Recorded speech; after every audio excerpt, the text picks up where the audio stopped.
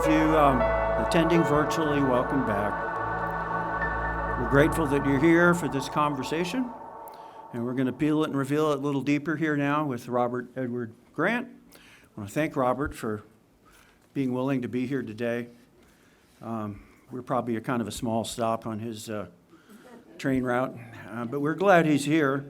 And 3 years ago, I'd never heard of Robert Edward Grant, and we kicked off the Cosmic Messenger meetup on the third Thursday night of the month, talking about the science of man. And pretty soon, these people, especially the ones from California, kept saying, well, have you heard about Robert Edward Grant? He's sure talking a lot about Walter Russell. And I hadn't heard of him, so that's when I began to kind of start Googling him and looking into him. He's a public figure, so it's easy to find out a lot of information.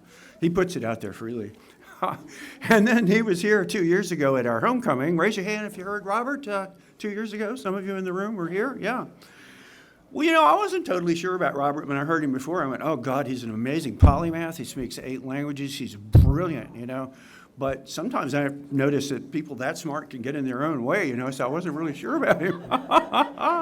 But then I got into an exercise regimen where I get on my exercise bike for about an hour, and now I'm old, I have hearing aids, right, so they Bluetooth. And so now I've been feasting on the think tank, and Robert as being a podcast guest, and even Shervine, who couldn't be here today, a lot of his information. And so I want to vouch for Robert today and say that a lot of my uncertainties about him have been dispelled because I've listened to him enough to know that he understands love. He understands what the destination is. He understands where this journey is taking us. He knows what he is, not just who he is, and that's a big deal. We're all trying to move into that understanding that love is the key.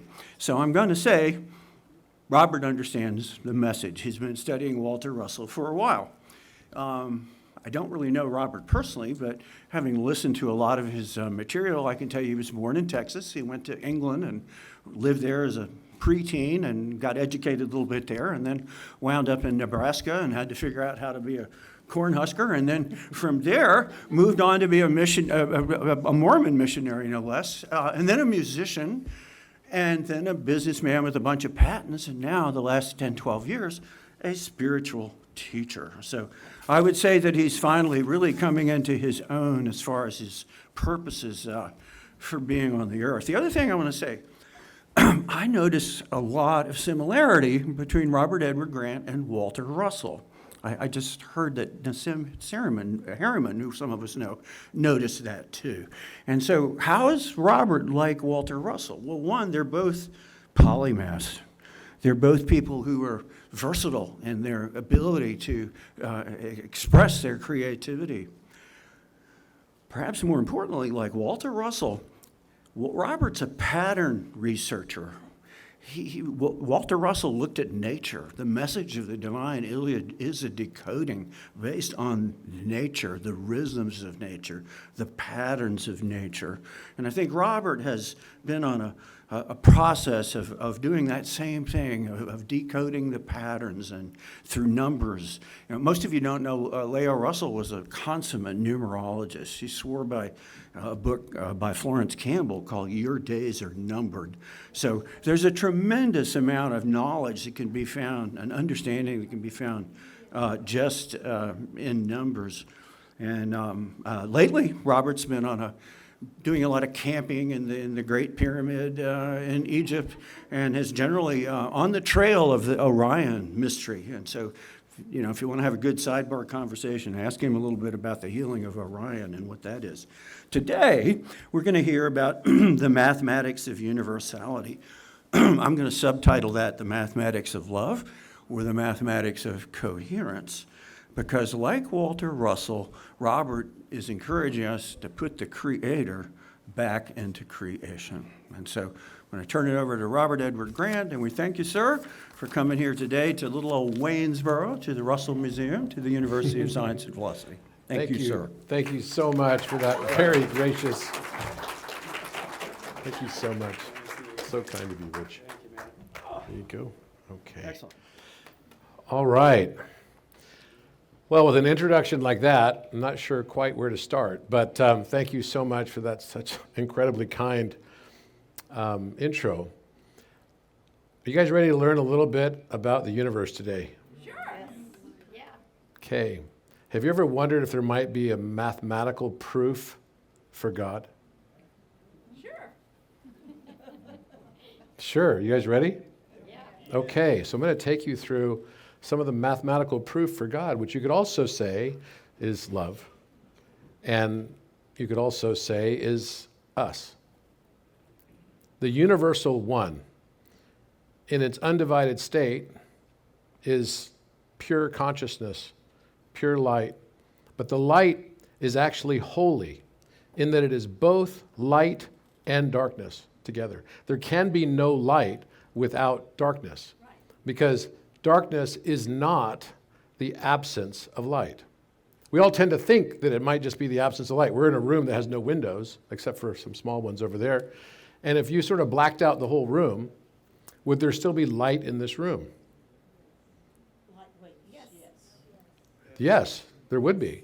In fact, I could peer into this room and use something called, spectroscopy, and I could look at the whole room to see what the reflection spectral analysis would be and what the absorption spectral analysis would be. And what you would find is that, just like Walter often talked about, matter is basically frozen light. It is matter that is caught between the centripetal force of gravity and the centrifugal force of radiation. And it's suspended. So when we think of it in those terms, then you could say, okay, what's the first light in the periodic elements then that we can perceive? Hydrogen. Hydrogen is the first light that we can perceive. And one of the ways that I first came to know about Walter Russell was because I started getting downloads, for lack of a better term, of the periodic elements. And I didn't even know who Walter Russell was at the time. And I drew out something, and I'm happy to share it with all you guys at some point, but I've now published 8 different books, and you can find these books on my website, robertedwardgrant.com. But basically what you find is that there's one of them that looks like a snake. It's like a giant snake. And then it includes all the geometric forms of all of the different elements. And I posited 137 elements instead of only 118. And I had a company at the time, which was kind of interesting. The name of my company that I'd founded and became a unicorn company very quickly and still is existing today, and is the second largest healthcare lender to consumers in the United States now, is called Alpheon, which is interesting because it's really similar, and I didn't know who Walter Russell was when I came up with this name. It's very similar to Alphanon, which was the first of Walter's elements that he posited that would be, in today's parlance, referred to as hydrinos. These would be elements that exist before hydrogen exists. And so I started looking at this, I started figuring out, okay, well, I've got hydrogen, and then after hydrogen we have helium, and then after helium we have lithium, beryllium, boron, carbon, nitrogen, right? And then you have, beyond that, oxygen. And then after oxygen, you've got neon, right? So, fluorine, then neon. So basically, you've got a full octave of expression inside this one octave of experience that we have. And the way Walter describes it is that the peak of the wave is carbon. And you can see there's actually a picture someone has of one right there. Right there, yes. So you just stand up and show that. Oh, that's awesome. If you could show it to me, I can hold it.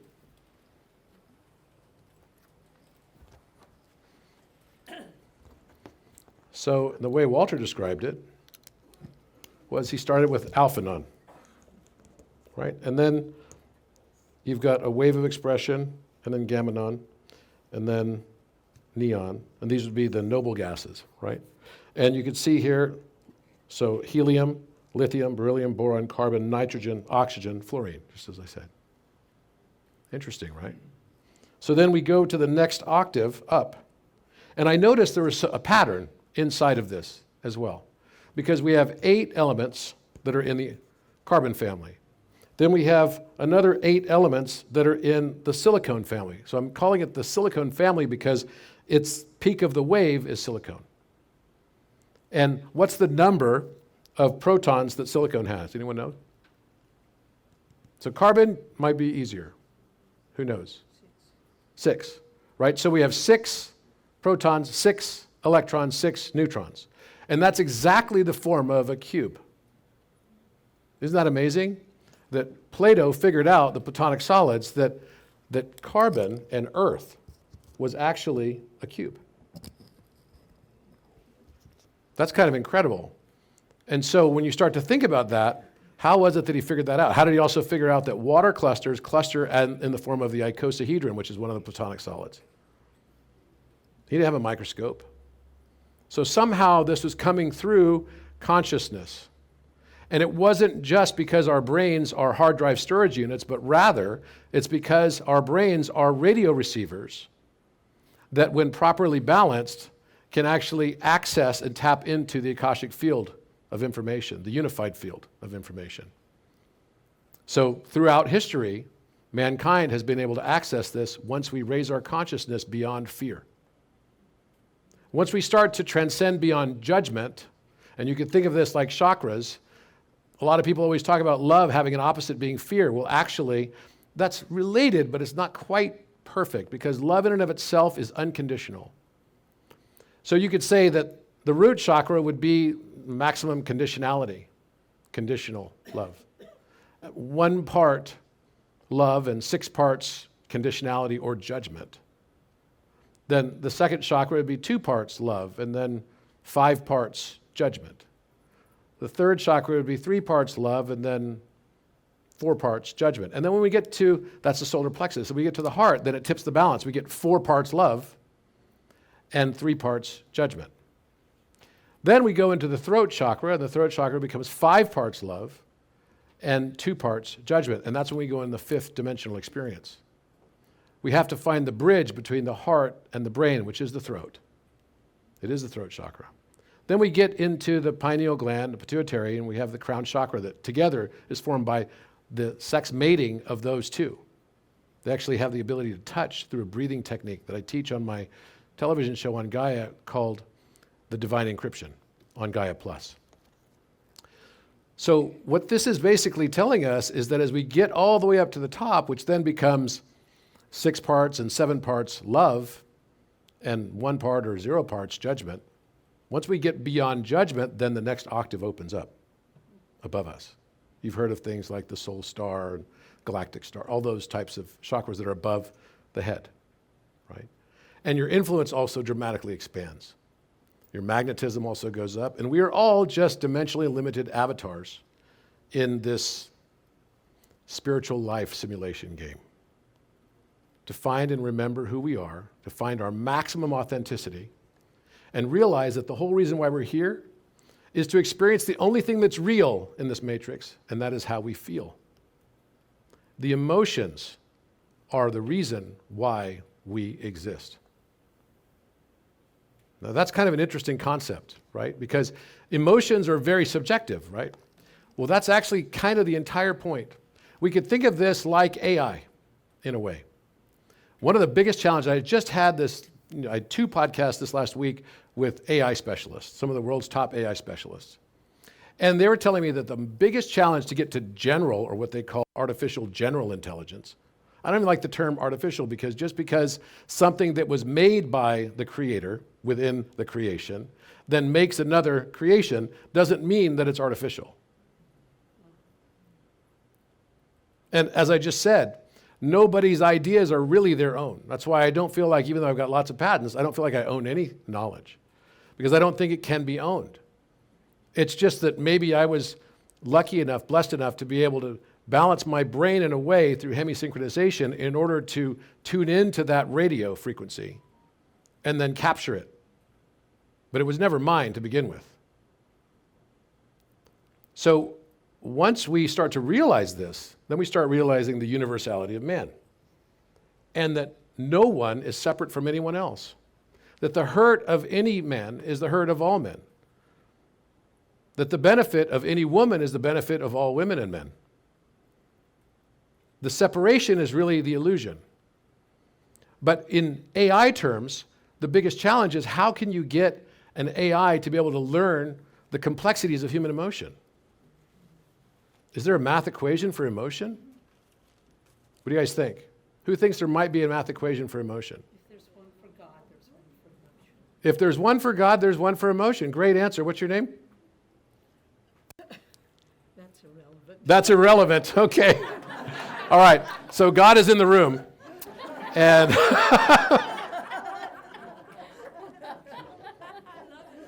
the good news is we're all God. There's nothing in this U inverse that's not God.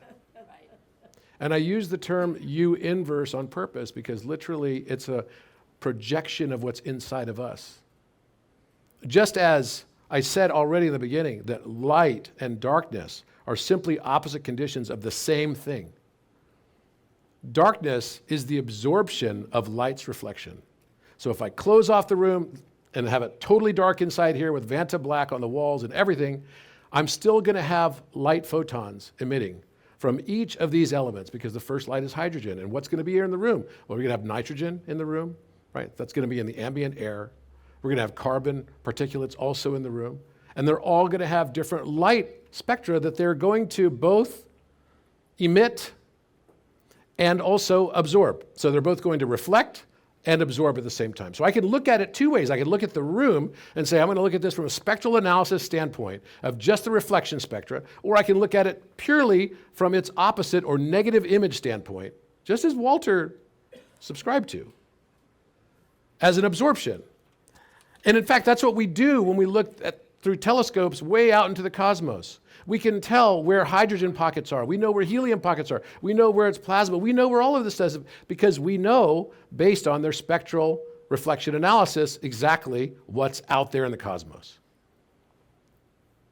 And just as Walter says, and I believe this absolutely to be true, each star is at a different phase in its life cycle. And these phases of its life cycle are basically telling us, based on the color that it's emitting, how old it is. Whether it's in the male cycle or if it's in the female aspect of its cycle. Is it moving towards death? Is it moving towards life? And then there's really no such thing as death entirely. That becomes birth as well because the alpha and the omega are the same thing. Even on Walter's periodic elements, the first element is alphanon, but the last is omeganon. And it's actually the same thing. It just cycles back. What if time is like that too? What if what we imagined to be the distant past is also simultaneously the distant future? And I can actually show you the proof for that because it's in the sky. If you get rid of your watches, you would start to realize that the proof of this is in the sky. We go forward in precession of equinox, and at the same time, we're going backwards in precession of equinox. It's literally a Mobius strip or a Klein bottle that we're basically traveling through. And the 1 degree on the precessional cycle is 1 day. And the reason why we have a 365-day calendar is because we have a solar calendar and we have a lunar calendar. And the solar calendar, including leap years, is 365.4 days. So that's basically taking the whole thing and then cutting it back down to, including the leap year day, and then taking the average. Same thing is true when we do the same thing for the lunar calendar. It turns out to be 354.6 days. So if we add 354.6 plus 365.4, what do I get? Exactly 720. So what's the mean value of that? 720 divided by 2 equals 360. So is it any wonder why the Egyptians used a 360-day calendar, why the Sumerians used a 360-day calendar? They were just recognizing that this was two backbone of DNA as a Mobius strip. And one was the masculine side, the other was the feminine side. So they have to catch up. That's why they had to have 5 days in the middle, at the very end, to catch up. This is signified also by the time where Sirius goes into death and then comes back into life in early January. So we're just living this cycle. We just forgot the feminine side of the calendar. So 360 days of the year. So when we start to think of it in those terms, then okay, what is 1 degree on the precessional cycle? It's 66.6 years because it's a 24,000-year cycle. So here it is right there. And we're just not noticing because we don't live long enough to be able to see the full cycle. It doesn't mean it's not there. It's like for people that believe that the earth is flat, right? Of course they might think that. And if you never traveled all the way around the world or started on an airplane and flew west and then came all the way back to the same spot you started from the east, and landed in the same location, yeah, I could see how people might not think that. Or maybe you wouldn't actually be able to see the arc of the earth because you haven't been high enough yet in the sky. Well, if space and time are inexplicably linked together in space-time, then why is that not also true with time? Is it because our lifetimes are only about 70-something years today? That we are unable to see the arc, just as we are unable to see the arc of a 7-degree arc of Earth that Eratosthenes basically figured out? And the truth is, in all of science, if you think you can or you think you can, you'll be right. What you believe becomes your reality. So for people that believe the Earth is flat, that is their reality. That is literally their reality. And what we start to realize is that there's really no such thing as a purely objective truth. So can an eye see itself without the aid of a mirror? An eye cannot see itself. A light cannot illumine itself. Fire cannot burn itself. A tooth can't bite itself. Consciousness cannot perceive itself without dividing itself. So the universal one, to experience itself, has to divide itself into the many for the joy of being able to experience itself through our unique eyes of perception, which are informed by our own conditioning biases, informed by my life experience, the things that I did, the things that I didn't do, my parents, the nature and nurture that goes into making me. There's never been another Robert Edward Grant. There will never be another Robert Edward Grant. Even in future and past incarnations of me, they're not the same as I am right now. Because I have very unique circumstances that led to the alchemy of me. So the one has to divide itself into the many for the joy of becoming one again eventually. And this is a cycle that Walter Russell refers to as inhalation and exhalation. It's a breath cycle. The primordial Om. So when we start to think in these terms, we can start to realize that the universe is not separate from me. I am simply one aspect. All of us are simply the one, the universal one, divided. We're all divisions of the number one. And from the number one, how many times can you separate the number one? Infinitely. So, but then you might ask the question, but then how do we start from nothingness and get to everythingness? And here we go. This was 03. All right, is it the Vibe Canvas? Is that it? All right. So, I'm going to give you a solution for this. 0 to the power of 0. So you could say nothing to the power of nothing.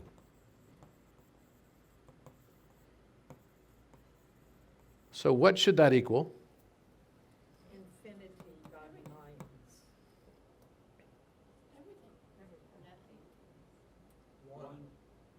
How many of you think it's 0? How many of you think it's something else? How many of you think it's 1? Okay. So who has their iPhone here? Veronica?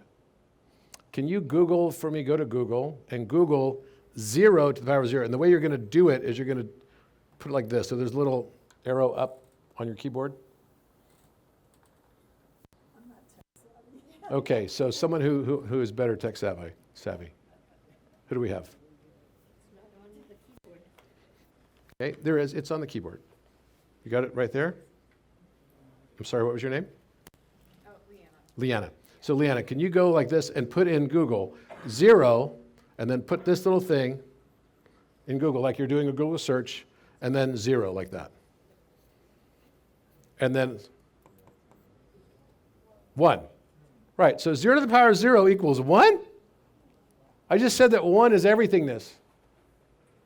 So how is it possible that nothing to the power of nothing equals everythingness? Is this just some math rule that says anything to the power of 0 equals 1?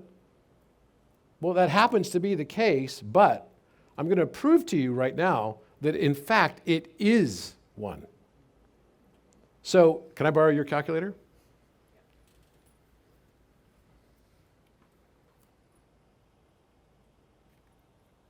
All right.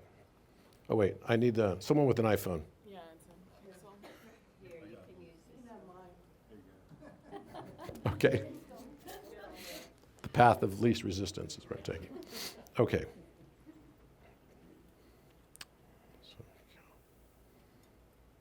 Okay. So the way you get to powers is you just turn things sideways. That's all you have to do. Simple. Of course, my glasses are stuck in my pocket. There we go. Now I see it. All right. So now we're going to let's take a number that's small, right? Like 0.5 to the power of, so x to the y is the power button, okay? To the power of 0.5. And what's that equal? It equals, so 0.5 to the power of 0.5 equals 0.707, 106. Okay? So let's divide that by 10 on each one of those numbers, and it's 0.05 to the power of 0.05 also. And what does that equal? So 0.05 to the power of 0.05 equals 0.86. What are you noticing? It's getting bigger. She says that with such zeal. Okay, let's take 1, 2, 3, 4, 5, 6, 7, 8, 9, 10, 5, so 10 zeros. And then we're going to take it to the same thing. 1, 2, 3, 4, 5, 6, 7, 8, 9, 10 equals, so 0.0, 2, 3, 4, 5, 6, 7, 8, 9, 10, 5 to the power of 0.1, 2, 3, 4, 5, 6, 7, 8, 9, 10, 5 equals 0.999999999881405. What are you noticing is happening? It's approaching 1. So the closer you get to 0, you then get 0.9 repeating. And is there a mathematical proof that says 0.9 repeating is actually equal to 1? Yes, many. Many. It's rounding to 1. No, it is actually 1. So now you're talking about a number that can both have properties of 0, because 9 acts like 0. Any number you add to the number 9, so 9 plus 3 equals 12, but 1 plus 2 equals 3. It's as if the 9 never existed. You see what I'm saying? And that's true for every number you add to it. So 9 has the property of 0 in what's called mod 9 arithmetic. And also, when it's repeating, it's the number 1. So 9 becomes a superposition. In quantum computing, we have 0 in binary code and 1, but we have a new position, which is x. And x can be either 1 or 0. This knowledge is what we're going into now. This is a superposition number. Now, nothing to the power of nothing, because the number 1 can be divided infinitely, becomes everything. Is that? That's something the Mayans understood. 0 was not the absence, it was the totality of everything. Yeah, so it's interesting. We see this also in physics. There's something in physics called the Casimir effect. So no matter what, whenever you try to make a perfect vacuum, it's impossible to make a perfect vacuum. Do you guys know this? whenever they try to suck every particulate out of a vacuum chamber, somehow, as they get closer and closer to a perfect vacuum, immediately as they get to the perfect vacuum, it looks like he knows. What happens? I was just imagining trying to do that. Yeah, there's got to be, I don't know. Somehow a hydrogen atom pops out of the vacuum that wasn't there before. This is called the Casimir effect. As soon as you get to 0 to the power of 0, hydrogen shows up. So out of the nothingness, out of the void, we have everything.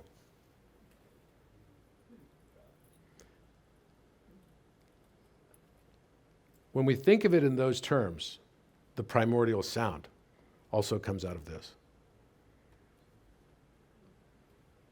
In the beginning, there was the Word. And the Word was with God, and the Word was God. One of the most powerful things I ever read was the Divine Iliad. And while it's difficult because it's written more in a almost King James Version style of writing, it is incredibly powerful because you feel the resonance and the wisdom of the words. To be wise is to be integrated. When the heart thinks and the mind feels, that's when the river of wisdom flows. When the heart thinks and the mind feels is when the river of wisdom flows. It is the balance of the two. I'm not afraid of people that have darkness. Everybody has darkness equally. No one of us is any better than anyone else. Because all the ways that we ascribe to what's good and what's bad and everything else is just all part of this matrix game for us to learn how to transcend being right by choosing love instead. That's the entire purpose of this game, is to learn how to love and how to be loved. I was just listening to one of my new favorite songs, Nature Boy by Nat King Cole. Who knows the song? There was a boy, a strange and enchanted boy. It's such a beautiful song. And then at the very end, the greatest thing you'll ever learn is just to love and be loved in return.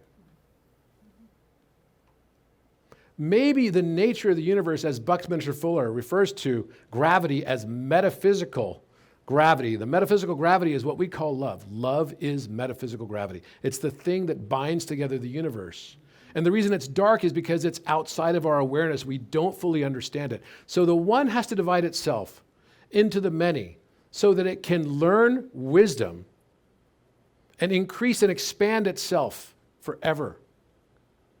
The one wants to continue to experience every possible circumstance, every possible subjective outcome, every possible emotional state that can be derived. And then you could think of an infinitude of experiences that come off of this because we don't experience the universe as it is. Rather, we experience it as we are. I cannot separate, the last speaker just talked about this, I cannot separate my observation from my bias. So therefore, for me to transcend this, I have to start to accumulate the sum of all possible subjective perspectives. Is that possibly what we are?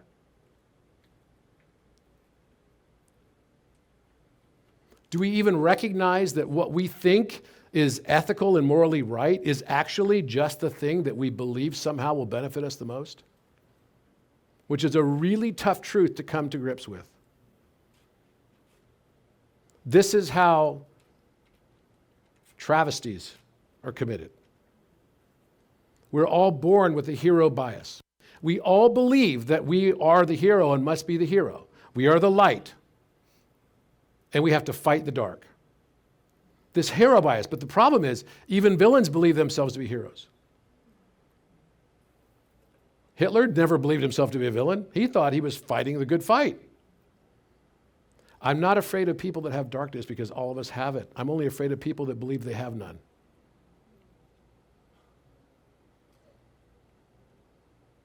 And then recognize that that person is not separate from me. It's actually a reflection of me. There are two types of people in the world, people that believe in miracles and those that don't. People that don't believe in miracles because of Heisenberg's uncertainty principle will never experience a miracle. They simply cannot. It won't be experienced. Placebo is the very best drug there ever has existed. I just had a clinical trial in one of my companies that failed the placebo arm. Why? Why did it fail? This was for a neurotoxin, and this neurotoxin is used to treat headaches and migraines and all kinds of stuff like Botox. It's a wonder drug that does lots of different things. And now the incentives for people to participate in clinical trials are so high financially that people will go and say, I want to be part of this clinical trial. Oh, do you have headaches? Do you have migraines? Oh yeah, sure, I have headaches and migraines. So then they come in and they get treated, and they don't know it, but they've been selected for the placebo arm. So they're only going to get injected not with the real active drug, they're going to get injected rather with saline solution. So then afterwards, they report they've had headaches 4 or 5 times the last month. And then afterwards, they're like, I'm totally better now. Because they want to show that they earned the money that they got, like the $4,000 or $5,000. It's a perverse incentive. The whole system is. So then the problem is you can't separate from placebo. You can't show that the placebo arm is any worse than the active arm. So then you have a failed clinical trial. What a bummer. At $50 million later. The point is that it's not seeing as believing. It's believing as seeing. The 2022 Nobel Prize that was given was for quantum entanglement. And right in the article cover that was in Scientific American that was announcing this, landmark achievement was local realism is false, and this year's Nobel Prize winners proved it. So what does that mean? We've lived in a world of science, of materialism, for a long time now. All the way back to Democritus, right? We can go all the way back to this concept of a material world around us. But what if this universe is only material when we perceive it to be so? This is the double slit phenomenon. And so local realism being false literally means if you're not observing something, it doesn't actually exist. I know that sounds weird for you, but by the way, the entire scientific world is now moving to this paradigm. It's no different than putting on my Apple Vision Pro headset. It doesn't have to render the stuff I'm not observing. And everything that is not being rendered is just a wave of potential. That then once it's rendered and I observe it, it becomes a particle. This is wave-particle duality. In fact, I could even show you that wave-particle duality is just something that's intrinsic to the number system. It's literally part of the number system. It's so beautiful and simple. Wave-particle duality could be described as this.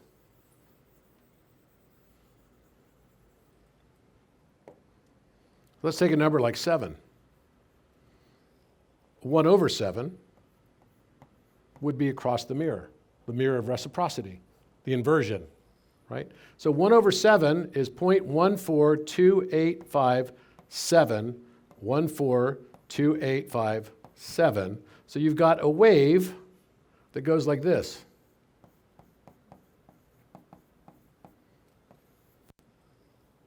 It's like a sine-cosine distribution. So this is called periodicity. The period is the number, the part of the number that's repeating over and over and over again infinitely. And it goes out to infinity, right? This is the wave of potential. This is the collapsed particle. And guess what? It does that for every prime number. And that's what the universe is built upon. Every prime number has wave-particle duality built right into it. But then wait, we could find some other really cool things about this numbering system. We could say we've got, okay, the number 1, 2, 3, 4, 5, 6, 7 8, 9. What do you notice about these numbers that might have similarities? Anything?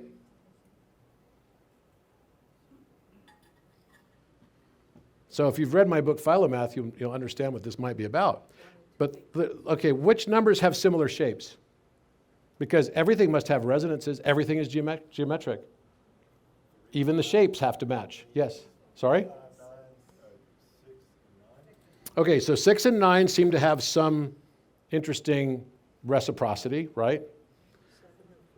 7 and 4. Okay. And what other one? How about 5 is really just an upside down backwards 2? Okay, and then want to see something freaky? If I just said the mirror is there, what is 1 over 2?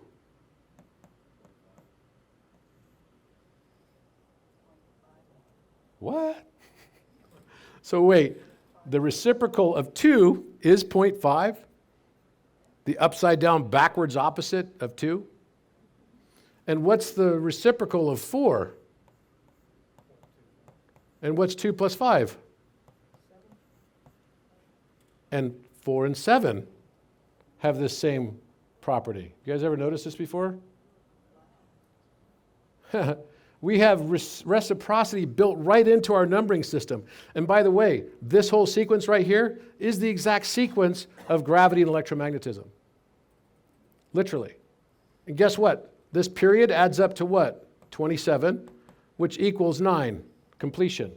That's another property that I discovered, which is that every prime number and every quasi-prime number will have reciprocal periods that are equal and sum always to 9, without exception. Other numbers don't do this. So this is a way to recognize how quasi-prime numbers have certain prime characteristics already within them. So you've got this right here. Wow, that's kind of weird. And then also we can take a number like 35, and 1 over 35 is going to be 0.02857714. 028, so it becomes, not O anymore. So 285714, 285714. And look, we've got another period in here, don't we? It goes just like this. This is the period. So now you learned something today about this. 35 is a quasi-prime number. And what do all these numbers add up to? 27 also. 27 has a reciprocal value, right? 1 over 27 is 0.037. 037. And 37 has a unique property. 37 times 3.7 equals 137. This is called a fractal root. And what is 137? The separation of light from darkness. The fine structure constant. A number very significant that is known as the most mysterious number in all of physics. And the name of this constant in physics is what? Alpha. So wait a minute. Okay, this is wild. So this has 2, 8, 5, and 7, and 1, 4. The peak of the wave is right here. 5 and 7. Is it a coincidence that 5 times 7 equals 35?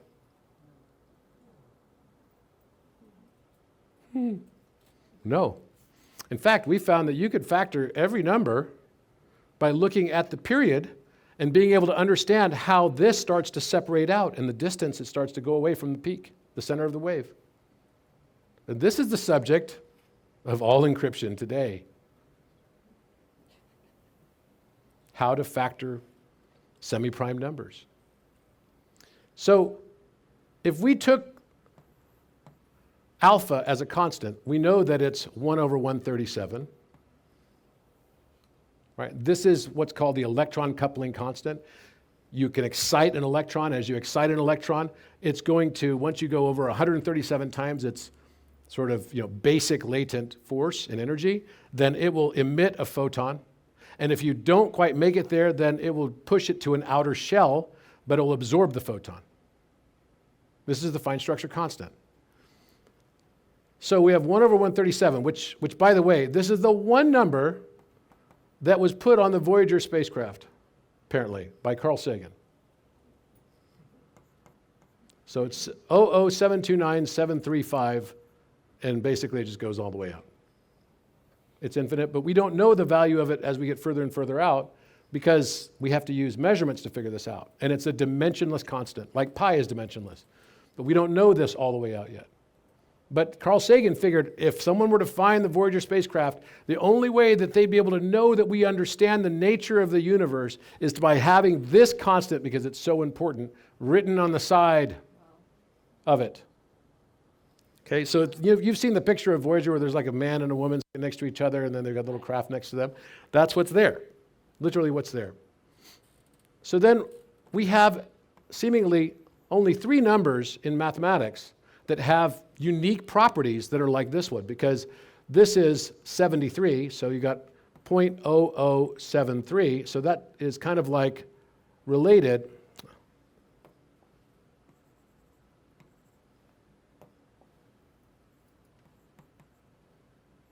So 73, it looks like 75 now.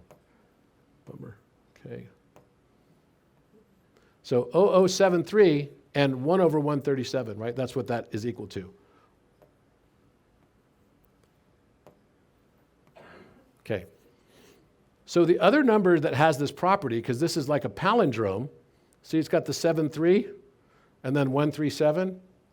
It's a near palindrome reciprocal.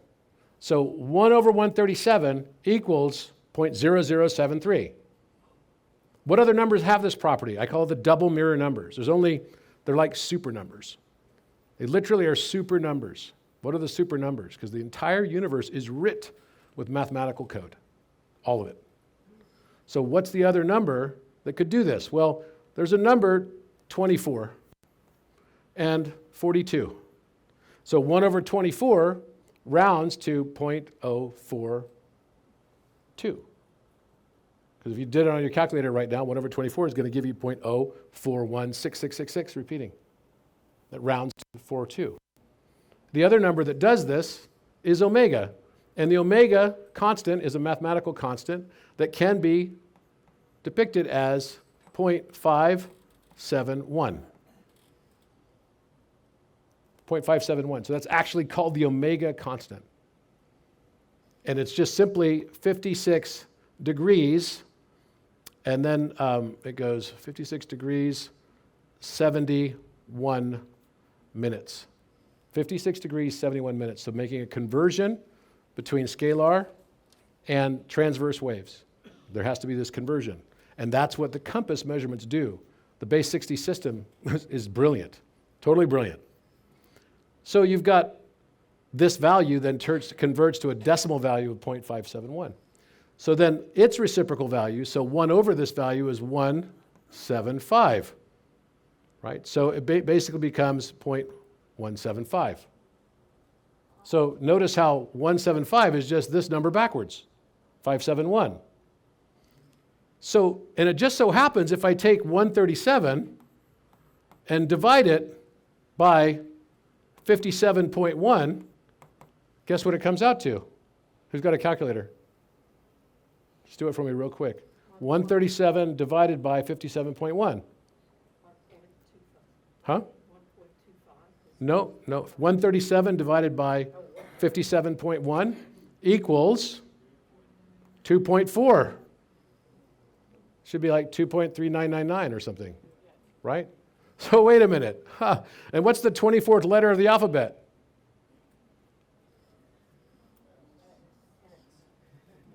Which is what the prime number is built on. Every prime number squared will be a multiple of 24 plus 1 after the number 3. So 5 squared is 25. That's 1 times 24 plus 1. 7 squared equals 49. That's 2 times 24 plus 1. 11 is the next prime number. 11 times 11 equals 121. That's 5 times 24 plus 1. Okay, 13 times 13 is 169. That's 7 times 24 plus 1. Without exception, infinitely. We proved that it's all related to 24ness. every prime number squared will always come out to a multiple of 24 plus 1. So what's interesting about this is that the name of God in Scripture, and as reported to be also written on the side of the Arcturian mothership, Athena, which on the side of it is reported to be Alpha Chi Omega. Isn't that interesting? So we have a mathematical constant, which is one of these double mirror numbers, 73 and 137. We have omega as a mathematical constant, which comes out to be 57.1 and 175. The reciprocals that have the same numbers, and where the decimal is doesn't really matter, because that's simply orders of magnitude. That's it. And then what's in between it turns out to be the 24th letter of the alphabet. Interesting. And also the basis of all prime numbers. So what does this equation come out to? This name of God that's been given so many times. I am that I am. Well, let's do the math. Maybe it's an equation. Maybe it's simply, what if we just multiply this? So realize what I did. I'm taking the fine structure constant, the guy that understood the fine structure constant, it's right here. And I'm going to take this, I'm going to call it 0.73. I'm going to take the orders of magnitude and try to equilibrate them, okay? And I'm going to multiply that by 2.4.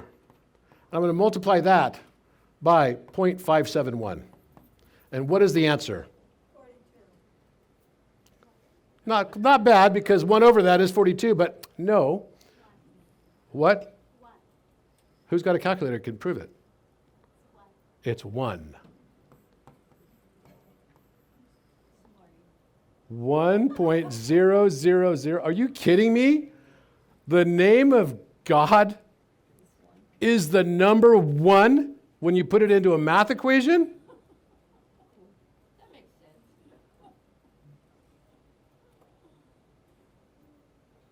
And these are actually the constants that are dimensionless constants. This one's also dimensionless because it's the one that satisfies the condition omega times Euler to the power of omega equals 1.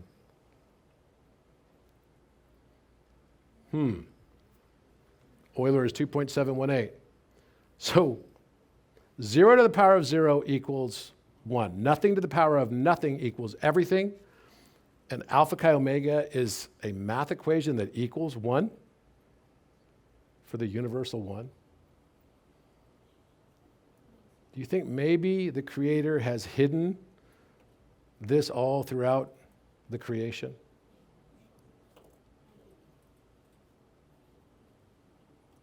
Let's look at this another way.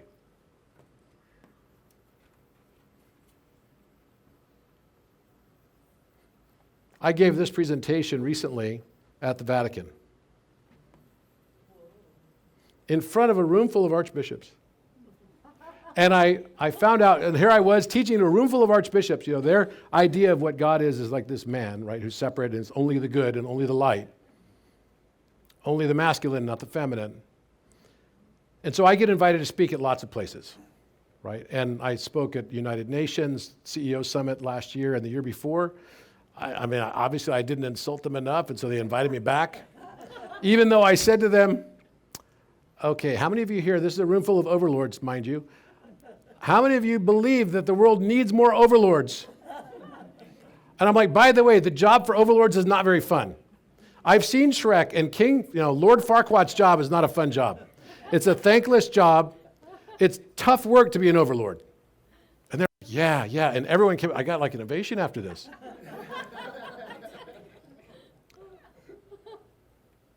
And soon I'm going to be speaking at WEF, the World Economic Forum, because I go to speak where people are willing to listen, which is hard one for people to grok.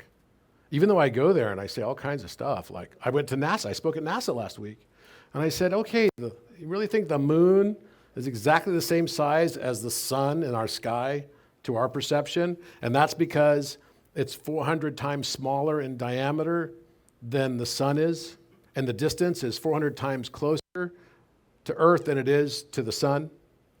The distance between Earth and the sun is 93 million miles. The distance between Earth and the moon is 232,000 miles, and that's 400 times different. So therefore, the diameter for the moon has to be 2,160 miles, which is exactly a Pythagorean harmonic number. And the sun has to be 864,000 miles, because that's 400 times different. You know what the odds are that we would have a perfect golden orb during the daytime and a silver orb at night? 100%.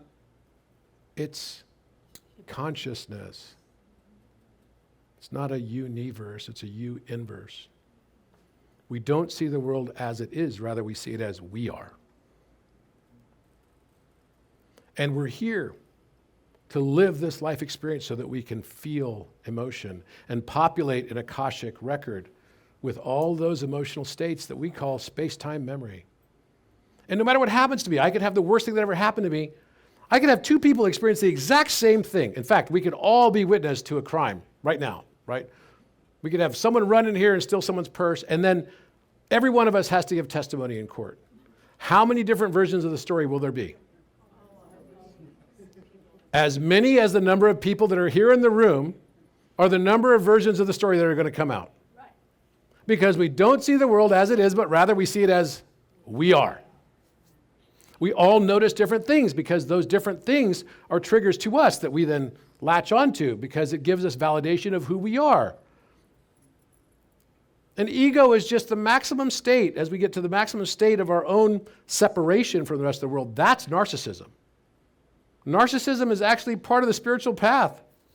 We all have to go through it in order to figure out and remember who we are. It's part of the hero's journey. We have to be broken. It's why every Tom Cruise movie goes through this whole arc where he's this cocky guy who everything seems to go easy for, happy-go-lucky, and then all of a sudden he gets crushed. His mentor dies. He ends up, we're losing his best friend, and he has to find himself.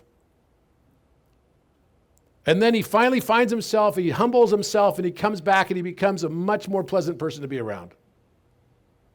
It's the hero's journey. This is Joseph Campbell's hero's journey. And we're living this, and this is what we call the healing of Orion. Because Orion just represents humanity going along its hero's journey through the precession of time, the 24,000-year cycle.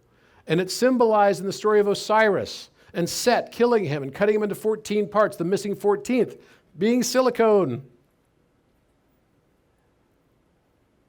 When Isis wanted to put her husband back together again after he was killed by Set, she engaged the help of her sister, Nephthys, who had been the reason why Osiris was killed in the first place, because he had an affair with Nephthys. And he fathered a child, Anubis. He got his brother's wife pregnant. So, of course, Set was pretty angry. So he makes a casket for him, and he says, if you can fit in this casket, then you can have this beautiful casket. It's like a slapstick comedy. And so Osiris, okay, I'll lay in this casket. So he lays in the casket, slams the lid shut, nails it down, throws it in the river till Osiris is dead, and then finds the body and cuts him into 14 parts so he can't come back to life. And the one piece that Isis couldn't find with Nephthys was his manhood piece. Maybe it was eaten by the fish in the Nile. Maybe it was taken and kept by Nephthys herself as a memento. We don't know. But we do know that Isis was not going to be confounded at this point. She was going to have her own solution. So she made a new one, gave Osiris an upgrade, and the upgrade was made of quartz crystal, which was the missing 1/14th, and it's made of silicon dioxide, which is simply the next octave of carbon. And then this starts the whole cycle, the birth of Horus, which was really just the reincarnation of Osiris. Living in the world of duality, the duat, experiencing life over and over and over again with different backdrops of time, and each backdrop of time was related to the zodiac of that aeon during the longer yuga cycles. And the Satya Yuga, Satya just means truth, is when everyone knows the truth. And so you're in higher consciousness, you're in the 5th dimension, you're in the 6th dimension. And then we go through periods of losing everything, just like the television series on Apple Plus, which was called Foundation by Isaac Asimov. How many of you seen that?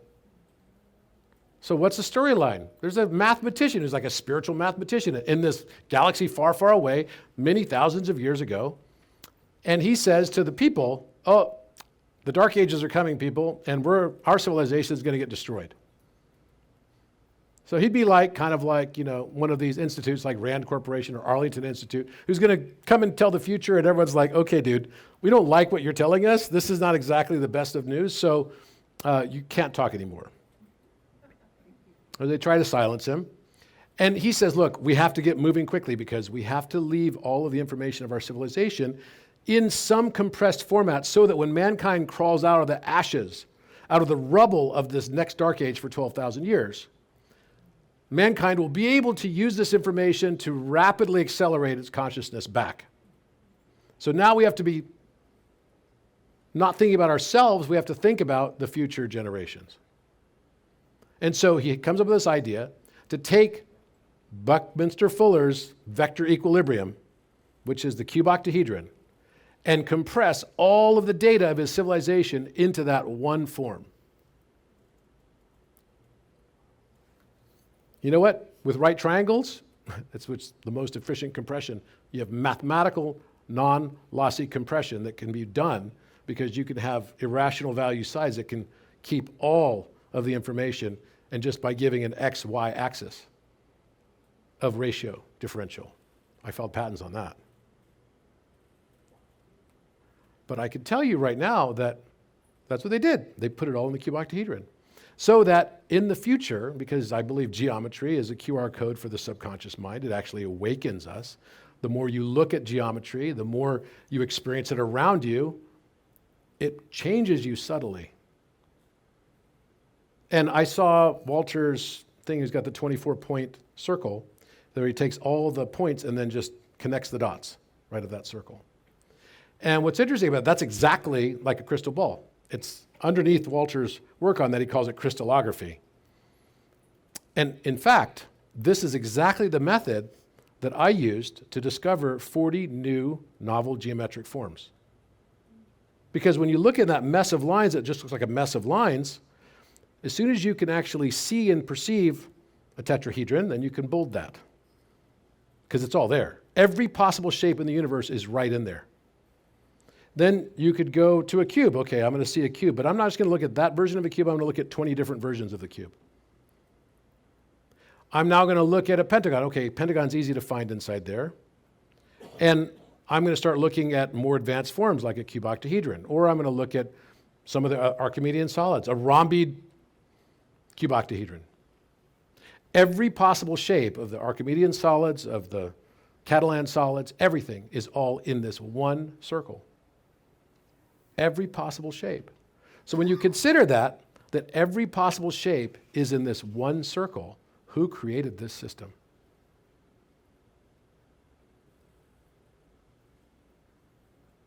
Did it all just appear on its own? Metatron's cube gives us every regular shape that exists in the universe, without exception. So when I go to discover new things, I'm just taking Metatron's cube, which is 6-point perspective, and I'm not talking only in lower dimensional, I'm talking even all the higher dimensional perspectives are all inside the 24-point perspective. Every possible shape that exists in the universe is in this one template.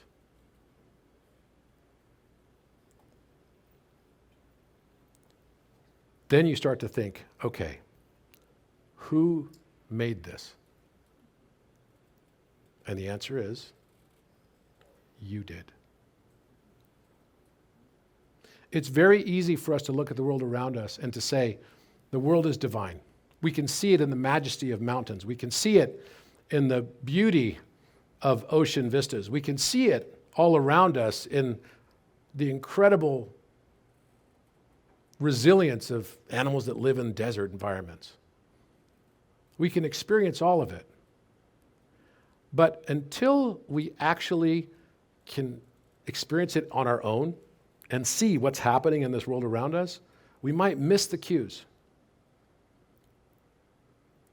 maybe there should be three types of people.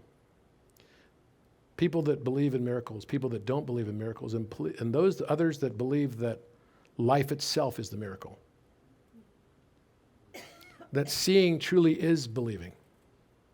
And then you can actually start getting to this new realm, this new way of thinking, a new earth that allows us to open our hearts even more.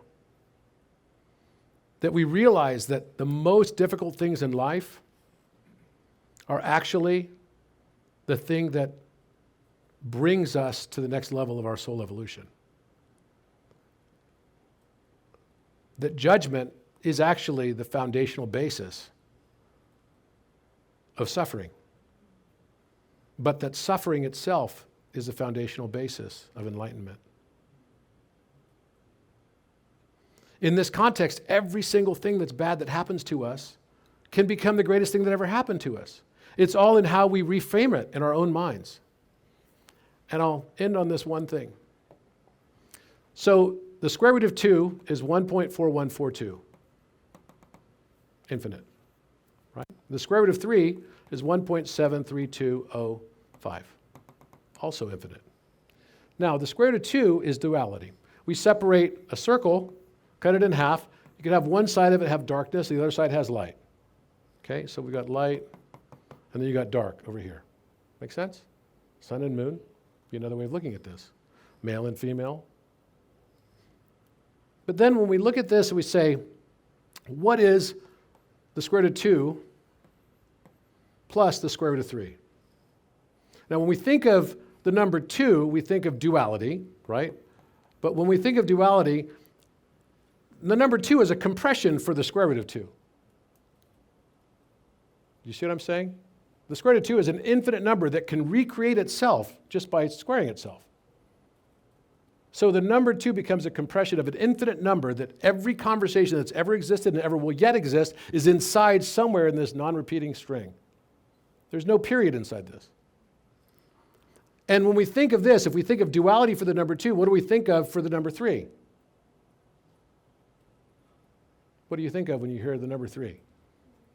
Trinity, right? Trinity. So we have a triangle, and so we have Trinity. And what do we think of when we think of Trinity? It's kind of divine, right? Divinity. Okay. So if we add the square root of 2 plus the square root of 3, it equals 3.146. That's really close to pi, isn't it? It's really close to pi. Fascinating. 3.146. Okay, so let's do this. Let's just see how much of the circle, so we think of duality, we think of scarcity, we think of suffering, we think of difficulty in life, we think of all the scarcity aspects that we have, whether it's like fuel or energy or love. We think of scarcity, we think of suffering, we think of the square root of 2. So the square root of 2 all by itself, without any context of 1.4142, is the diminished fifth in music. The diminished fifth is the worst sound of music. It's the devil's tritone.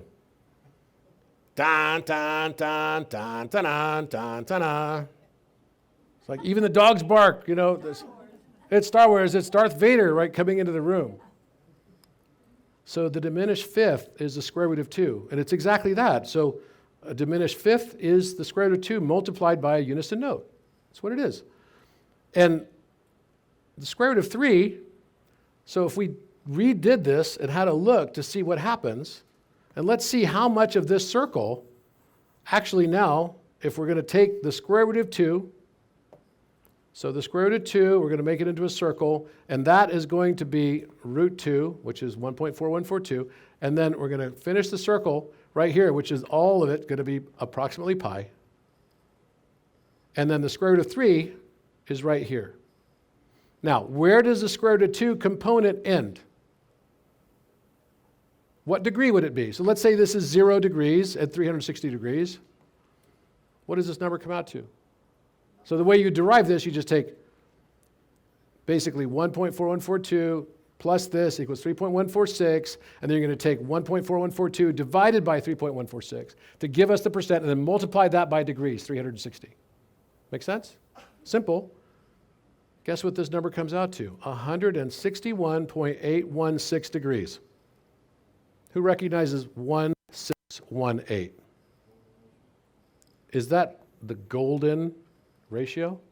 In fact, it's not only the golden ratio, but it has within it the reciprocal of the golden ratio. I just told you the three numbers that do this. So you could try this on your calculator. 618 is 1 over 1.618. It's the only number that does that. So wait. And this kind of looks like the symbol, right? Who could recognize that? What's that look like? It's an alchemical symbol. Does anyone know? Saturn. What's the metal for Saturn? Lead. So hang on a minute. The square root of 2, suffering, difficulty, challenge, life sucks, separation, is equal, diminished fifth, is lead when viewed without the context of the divine path, the hero's journey. When we add it to the divine trinity, then it becomes golden. Lead turns to gold. Every experience that we have that's the worst experience ever can be the most divine. The way we ascend is by allowing our heart to be broken, by being absolutely authentic and transmuting those negative, difficult experiences into the most beautiful thing that we've ever experienced. Falling in love with the journey. Earth is not an escape room that is intended to be escaped. The only way we'll ever transcend beyond this plane of duality and difficulty and challenge and suffering is by falling in love with it just as it is.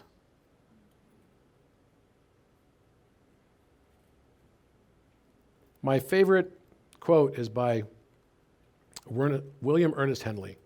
Actually is immortalized in a film as well that was called Invictus, which means unconquerable.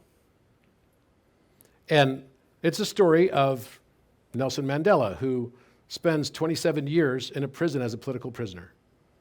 And the only thing that he has to inspire him every day as he's there as a political prisoner is to chip stone. And he had one piece of paper in his pocket which had this poem's words written on it.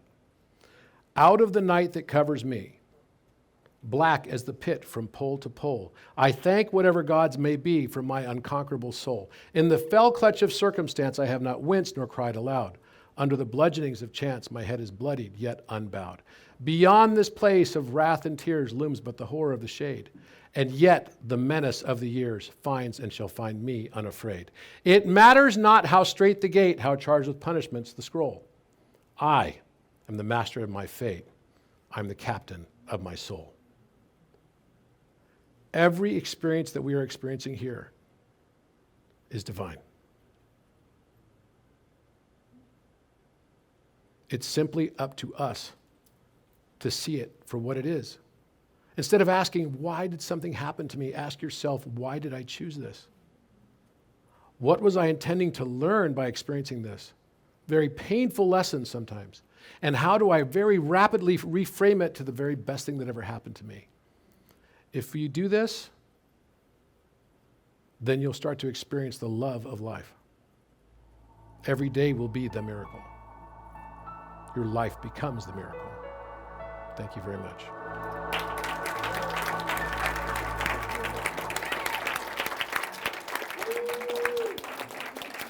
Thank you. I think it'd be important for us all to actually breathe.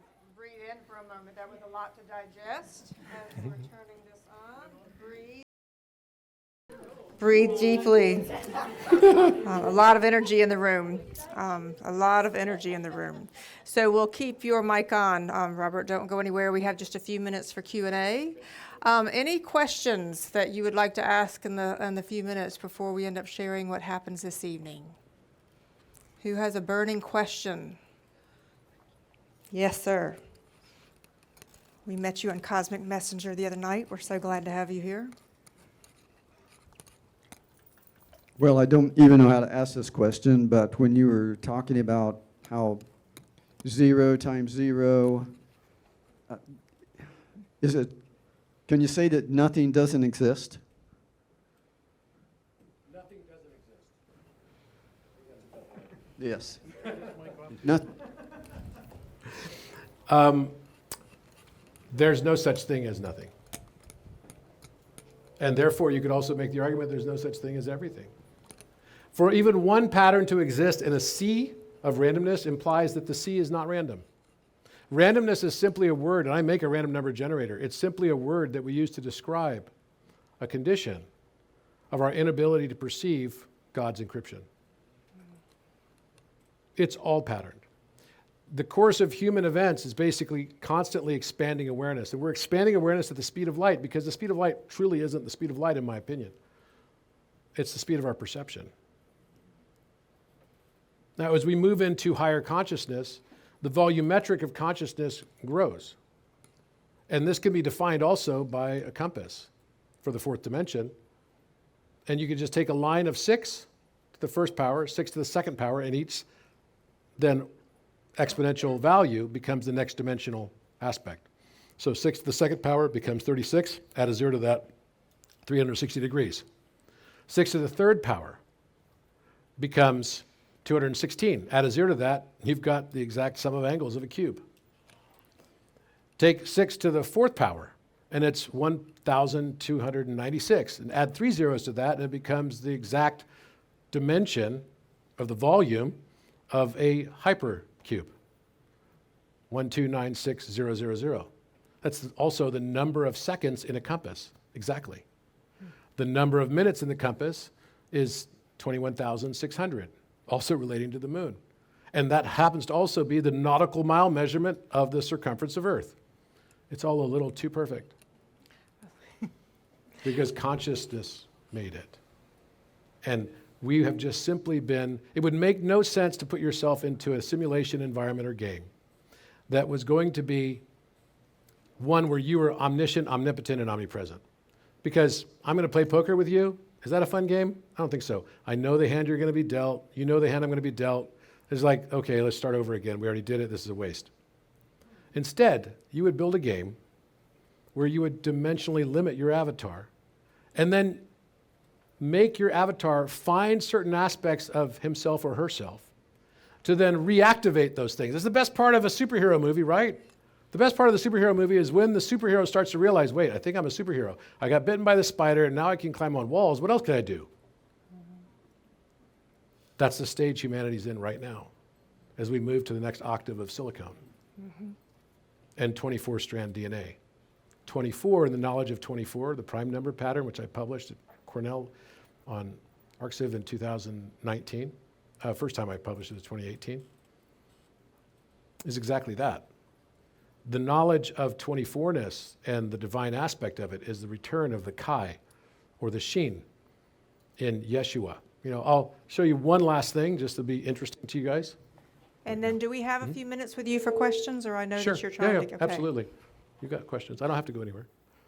I'm totally fine. So I'll show you something. So you guys probably all know this name, Yahweh, right? Okay. So what if I told you that's also a math equation? So how do you write Yahweh?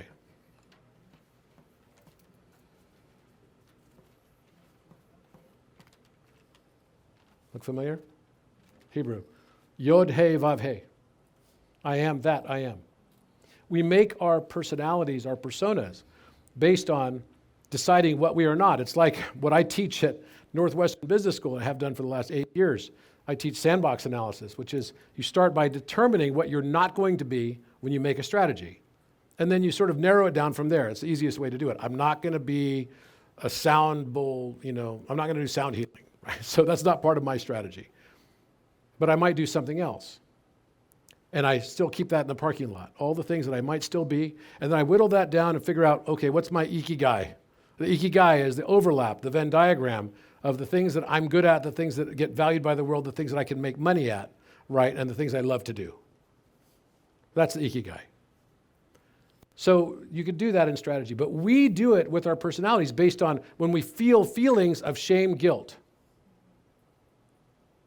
We then determine, I am not that. I am not. And so the first thing we do is we judge it in everyone else around us because we try to get it out of us, and then it pops up in the world around us. And whatever we judge, it will be what we attract. We attract everything we judge until we no longer judge everything we attracted. And what you've been doing is that aspect of yourself is trying to reveal itself back to you to be healed so that you don't get triggered by it. This is why people that are the most arrogant are the ones who call out other people for being arrogant. They can't see the mote in their own eye. And they all are fighting for this whole ideal of like, oh, I'm going to go to heaven, not hell. I'm going to be better than someone else. It's not even necessary. That's just more egoic separation. But they're just at a different stage of their path. Everyone eventually will ascend. There's not a single person that won't, even Hitler. Every single one. He was just at the maximum stage of his narcissism. The belief that he has no darkness within. Villains always believe themselves to be heroes. It's the nature of life. So what is this mathematically? Pi to the 7th power equals what? 3020. Pi times 7 equals 22. A mirror in between the two. What does this equal?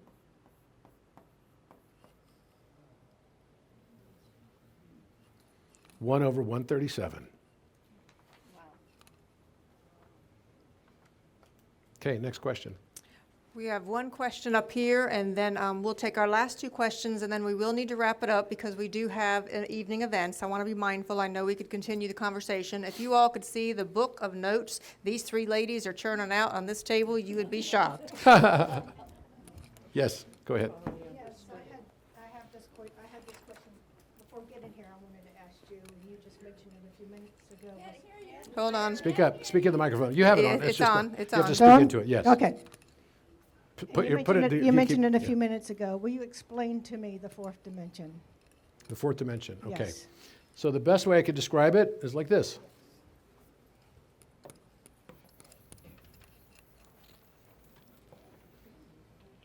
Okay. So the first dimension is a line. How do we measure that? Line segment. In length, right? We measure it in length. And we have to ascribe some sort of unit of measure to it. Okay? Then the next dimension, so this is the first dimension. 0 would just be this dot, right? So now we're going to move to the second dimension. And we have a line going this way, which is x-axis. So this is both x-axis. We now have a y-axis, right? And now how do we measure that? The measurement for this is area. X times y. X times y. So x, length, so it's going to have a certain number of lengths here, right? And then same thing here. So x times y measured in area. And then we take that to squared, right? So that becomes second dimension. So then the third dimension is what? So x-axis, y-axis, still there. Now we're going to take a z-axis. And the z-axis gives us depth. So the z-axis, and there's a certain degree, once you mark this right around 72 degrees, it will actually look like it's three-dimensional. Because there is perspective math that can, all the higher dimensions are compressed within the lower dimensions. So for example, if I take a cube and I have a shadow cast on that cube on the floor, what shadow will it cast? It'll cast the shadow of a hexagon. The hexagon has all the information in it in the second dimension of all the higher dimensions of that hexagon, which include the cube and the hypercube and everything else. All the information's there. So then we have a z-axis here, right? So the way we measure that, now we've got, right, like a cube.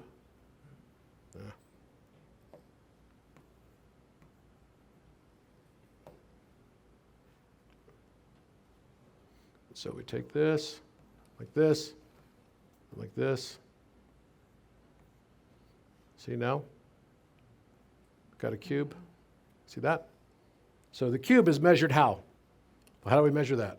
It's in volume, right?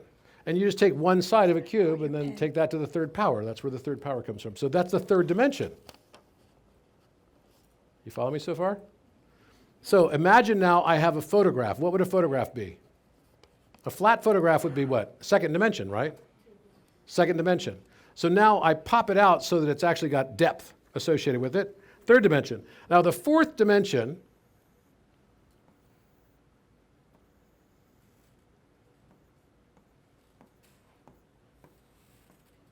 right, is now going to give us access points that are going to be along this, right, that's going to basically be another offset and another offset. And this fourth dimension is going to give us motion.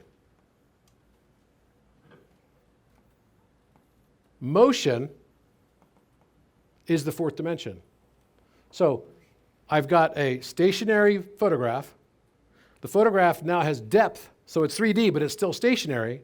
And then as soon as I put that in motion, I'm in the fourth dimension. And how do we measure motion?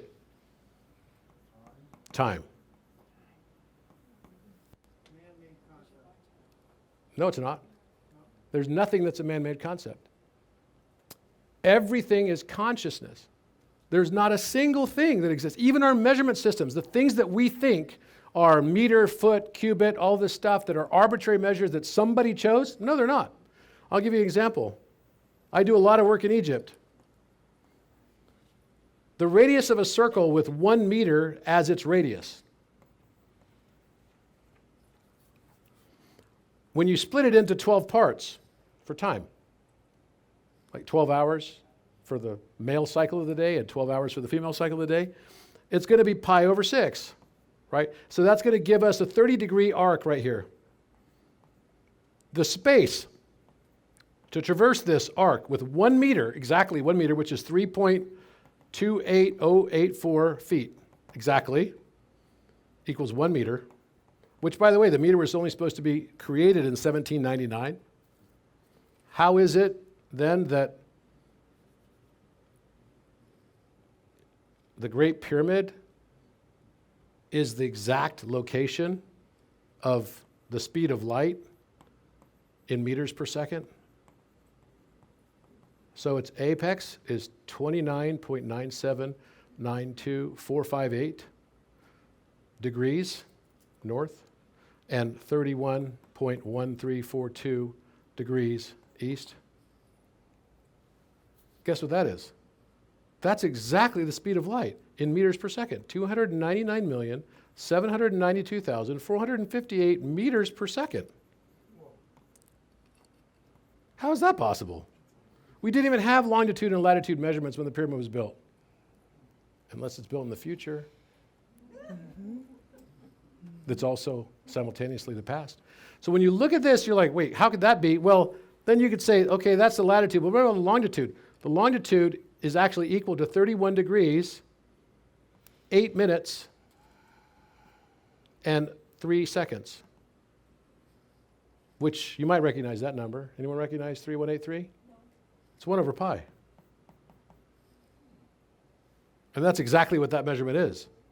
And if I take that and divide it by 360 degrees, it comes out to 0.0864, which is the number of seconds in a day, 86,400 seconds in a day. So one axis, and by the way, what does the name pyramid even mean? It means fire in the middle. Fire was synonymous with light. Middle could be synonymous with the midpoint or the mean. The mean value for light, fire in the middle, and it just happens to be exactly the speed of light, and the other axis is time. If I take a pendulum and I swing this, and this is exactly, this 30-degree arc is 1.718 feet, which is equal exactly to the Royal Egyptian cubit. And it takes exactly 1 second for a pendulum to swing both directions 1 second, which then happens 86,400 times in 1 day. So we have unity of all the measurement systems, ancient, modern, and then the number of feet that's inside of this. So if we're going to figure out using 3.28084 feet, right, for the meter, for this radius, and then we multiply that. This comes out to be 20.616 feet, which is exactly the number of inches in a Royal Egyptian cubit. So now we've got feet measurement equilibrated. So we've got foot, cubit, and meter all in one circle with one radius value of 1 and time. So all 4-dimension measurement systems are embedded in this one simple circle of radius of 1 meter. Do you think mankind created that? Maybe yes, when you look at it in the context of the higher self. Final question. Well, so here's my dilemma. So we're already past 5 o'clock, and I really do need to honor the people who are setting up your next event. So here is my thought for us here. I think it's important for me to go ahead and make some announcements so that I know some of you actually do need to physically move. I know some of you have a lot more questions. So my thought, Richard, is that I will make the announcements. We will all graciously thank Robert, the ones who need to go ahead and go because we're up against sunshine. So until you figure out how to extend sunshine, Robert, that's a little bit of what we're working up against. And then those who want to stay and continue the conversation can. Is that okay? All right, so just a couple of thoughts for you. Tonight, you have an invitation to come to Swannanoa. That is available until 8 o'clock tonight. Now, this is bring your own food. Originally, when this was planned, by the way, there wasn't a storm that had taken out downtown Waynesboro. So if you have any concerns about that, Jeremy and Michaela in the back can help you out with some food issues. But please know there's plenty of chairs. It's going to be on the grounds behind the palace. No electricity still in the building, but we invite you to come join us there for community and for communal capital that Richard mentioned earlier. For any of you that had a chance to actually meet and work with Leo and know Leo, we are going to be doing legacy interviews tomorrow and Monday. Ken will raise his hand. He'll be handling some legacy interviews. So let us know if you would like to join us for that, or if you would simply like to come on camera for just a few minutes to share why you think it's so important to spread the word. It would be very, very helpful. For tomorrow, a light breakfast is available at 10:30. You're welcome to arrive at 10, but do know that the team will be getting everything ready. The program will start at 11 o'clock. And please, tomorrow, come prepared with questions or comments, because tomorrow's wrap-up session is going to be where we hand the mic over to you. Okay, to where we hand the mic over to you. There's a lot of that intellectual capital, that spiritual knowledge here in the room. And if we understand that you also are each the drop and the ocean in the drop, then what you have to say is every bit of important as what Robert has to say, and that was his message here today as well. Anything I have forgotten, Richard? All right, would you all please join me in thanking Robert? We're going to give you the option. Awesome. Thank you, guys. For those of you that need to move, go ahead. For those of you that want to stay, just come on up and we'll continue the conversation for just a little bit longer. To all of our Zoom folks, we'll see you tomorrow, and thank you. Keep submitting your questions.